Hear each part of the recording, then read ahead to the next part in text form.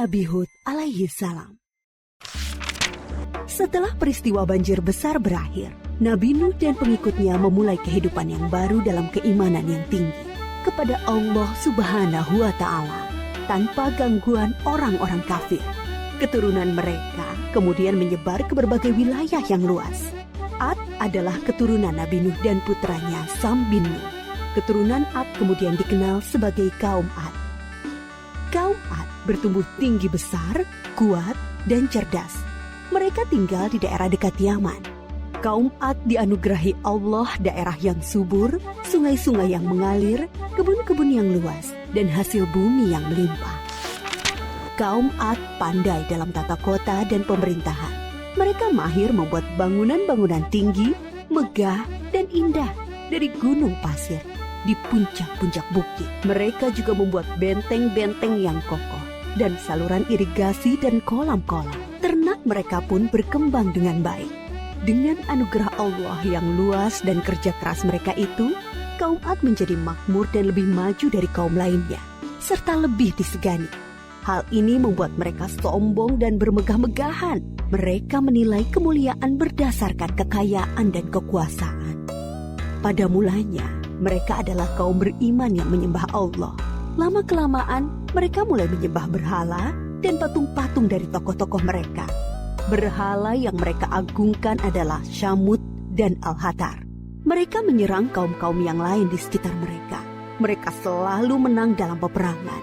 Mereka berlaku kejam dan sewenang-wenang terhadap para tawanan. Kehidupan sehari-hari mereka kemudian dipenuhi maksiat, penindasan kepada yang lemah, dan kedurhakaan kepada Allah.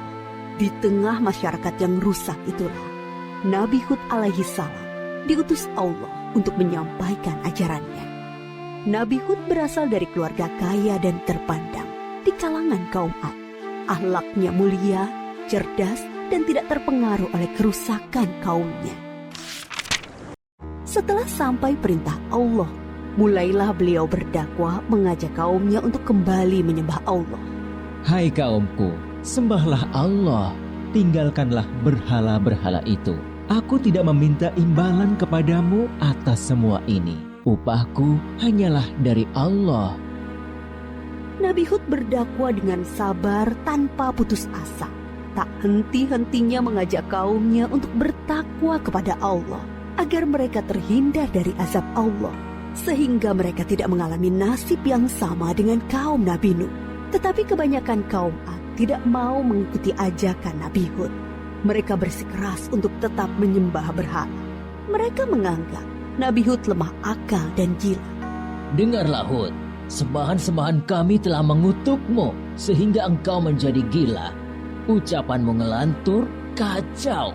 Itu karena kau menghina sembahan-sembahan kami. Kami tidak percaya pada ucapanmu. Datangkanlah asap yang telah engkau ancamkan. Kami tidak takut sedikit pun. Nabi Hud mengadukan kepada Allah atas perlakuan kaumnya. Beliau menyerahkan kepada Allah urusan pembalasan terhadap para pembangkang itu. Kemudian Allah menurunkan musim yang panjang yang membuat sungai-sungai dan sumur-sumur menjadi kering. Tanaman dan binatang ternak banyak yang mati. Kaum Ad dilanda kelaparan dan kehausan yang parah. Keadaan ini berlangsung beberapa tahun. Nabi Hud terus mengajak kaumnya untuk kembali menyembah Allah. Wahai kaumku, mohonlah ampun kepada Allah. Niscaya Dia akan menurunkan hujan yang lebat dan menambah kekuatanmu. Tetapi kebanyakan dari kaum Ad itu tetap pada kesesatannya. Mereka memohon-mohon pada berhala itu untuk segera mengakhiri kemarau dan menurunkan hujan. Mereka tetap tidak mau menyembah Allah. Akhirnya tibalah ketetapan Allah, yaitu azab yang diancamkan kepada mereka. Muncul awan hitam membentang di langit. Gumpalan awan hitam itu sangat tebal dan luas. Orang-orang kafir melihat awan hitam itu sangat gembira. Mereka berlarian sorak-sorai menyongsong awan itu. Mereka mengira hujan lebat akan turun sebentar lagi. Sesembahan kita telah mengabulkan doa kita. Hujan akan turun. Kesengsaraan kita akan segera hilang. Ternyata dugaan mereka salah besar. Gumpalan awan itu adalah azab dari Allah untuk orang-orang kafir. Terdengar suara gemuruh yang menakutkan, bertiup angin yang sangat kencang. Angin itu dingin sekali rasanya.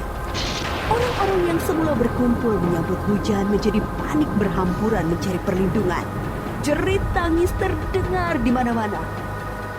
Tolong! Oh, dingin sekali! Ampun, aku tidak tahan. Tolong!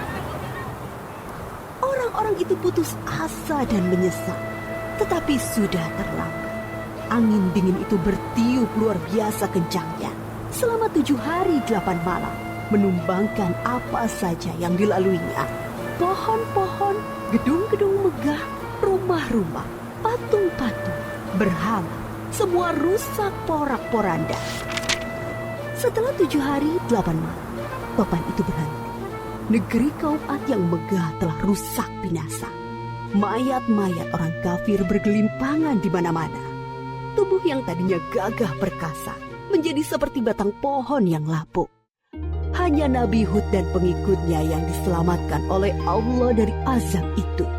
Mereka kemudian hijrah ke Hadramaut, membangun kehidupan baru di sana. Mereka hidup sejahtera dengan beriman kepada Allah Subhanahu wa Ta'ala. Nabi Hud wafat di tempat baru itu. Kisah Nabi Hud mengajarkan kepada kita bahwa kekayaan, kepandaian, kekuatan tubuh yang dibangga-banggakan kaum Ad akhirnya musnah. Kesombongan dan kesesatan kaum mereka mengundang amarah Allah. Kita harus menjadi umat yang maju dan kuat, tetapi jangan meninggalkan keimanan dan ketakwaan kepada Allah.